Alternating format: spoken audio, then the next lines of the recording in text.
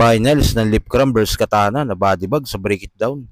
GL aminadong na-inspire sa labang Moth vs Tipsy D. At Looney pinakyan si J Power. Alamin natin ang mga yan, so tara. Marami nga nadismaya sa finals ngayon ng isabuhay sa pagitan ni Lipcram at Katana dahil marami nag-expect na magiging pukpukan ng laban. Ito nga din na nakita ni TPC at Looney sa nasabing laban. Direktang sinabi ni TPC na ito daw yung mga battle na talo tayong lahat. Alam mo ayaw ko sa battle na to, Kois. Ano siya?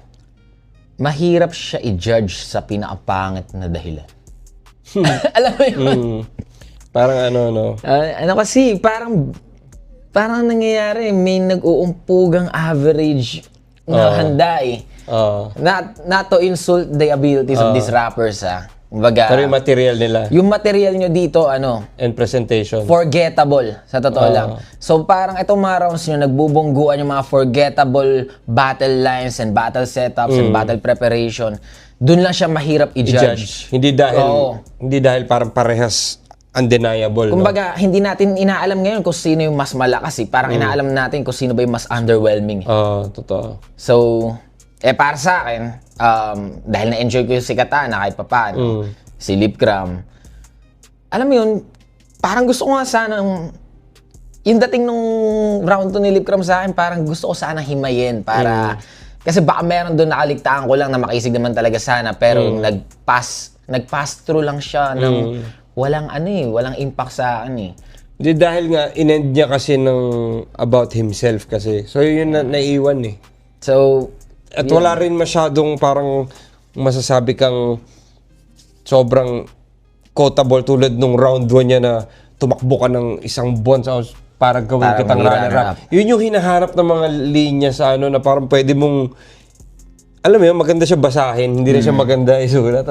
Quotable talaga siya. Pwede mo siya ilagay sa quotes. Wala akong narinig dito sa round 2 na gano'n . Parang medyo, surface level lang na banat lang ng rap. Pero props kay Lipcram, kumbaga, ang naano ko naman sa kanya dito, yung ability niya to rap talagang present naman . Kumbaga, nandun yung formula na kaya niya biglang maging aggressive pero hindi lang talaga nagtutugma doon sa content sana. And nagiging, parang dumadaan lang tuloy. Tapos, minsan, ano nga sa round niya nga ako, hindi ko alam kung mahirap lang ba sa akin to dahil baka ako lang as a listener, baka hindi ako ganun ka-attentive. Pero may parts sa round niya na parang nag-disassociate ako sa ginagawa natin . Na hindi ko man lang nag-drift away ka na. Hindi ko ma-absorb kasi parang I'm not interested, pre. Parang may parang hirap. Mahirap siya sa pinakapangit na paraan talaga. Para sa akin. Oh, man. Although, eto parang hindi na ako mababother sino man yung magkampiyon. Alam mo, ito yung mga battle na parang hindi tayo lahat panalo . So, kung sino manalo dito sa dalawa na to, congrats. Ako tingin ko, yung round 3, may chance sana si Lipcram isil yung victory doon, tapos na-fumble niya yung ball. Oo nga . Parang, round 1, round 2, tabla na kayo . Hindi hard to beat yung round 3 ni Katana. Di ba, tabla na sila round 1, round 2. Round 3, tama, hindi hard to beat yung round ni Katana. Biglang, ang nangyari tuloy, parang naging yung tono kasi ni Lipcram, parang imbis na ikaw yung veterano, parang ikaw yung mas marami tuloy gustong improve . Parang si Katana yung mas cool . Tapos, hindi pa tuloy. Sa kabilang balita naman, Battle of the Night nga ng Aon 16 ang Moth vs Tipsy D. Tinuring ito ng mga battle-up fans dahil sa ganda ng palitan at matagal ding hinintay ng mga tao ang laban na ito. Kaya iba din talaga yung hype ng matchup. Kahit nga si GL, aminadong na-inspire lalo sa nasabing battle. Sinabi niya ito na mag-guess siya kay Batas sa pag-usapan natin, pare. Sinabi nga ni GL na lalo siyang na-inspire sa battle ni Moth at Tipsy D. Parang bumalik daw ang apoy sa kanya. Isa ring takeaway ko yung Tipsy Moth. Yeah. Yun, parang doon ako nabuhayan ulit sa battle rap . Parang may ganong level pa pala na Yeah. So yung hindi ko pa rin pinapanood din . So yung level ng battle ba nila, masasabi mo na yun yung peak ngayon? Kumbaga, pumeak tayo ngayon sa battle nila. Para sa Inangat akin, pa no, nila? sa point of view ko Ah, Sa point of view ko. Kasi doon ko na realize yung importance ng mga narratives. Kasi dahil sa may storya talaga yung battle nila. Mas kumbaga parang may multiplier yung crowd, yung reception naming lahat ng mga nanonood. Kaya yun yung na-realize ko, na-inspire ako ulit. Tapos Wow! parang, Ang sarap marinig nun ah. Na-inspire ka parang ulit. nakaka-inspire manood nung ganong salpukan na yung alam mong naka-A-game sila tapos Yeah. may storya or may something So, something else. ano ka ba? Meron ka bang, kumbaga, ngayon ba na-realize mo yan? Gugustuhin mo na lahat ng sunod mo mga kalaban mas may backstory sa'yo?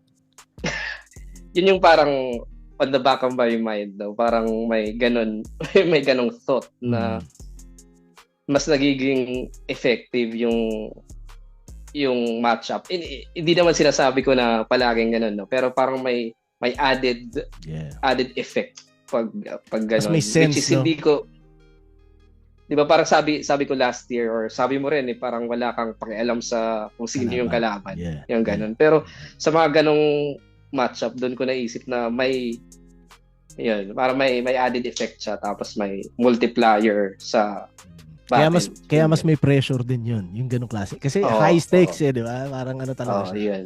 Shit, oo nga, no, pare. At sa uling balita, wala pa nga isang araw, billion views na ang lawang Beatron vs EJ Power. Dark humor na EJ Power na naman nga ang lumabas. Sa round 1 nga ni EJ Power, dinamay niya agad si Looney. At tila hindi nga nagustuhan ni Looney ang sinabi na yun ni EJ Power. Dahil after niya itong sabihin, pinakyan siya ni Looney. Yo! Alam nyo ba kung ba't sa ahon pinabalik na naman ako mga pre? Wala si Looney mamamatay na kasi.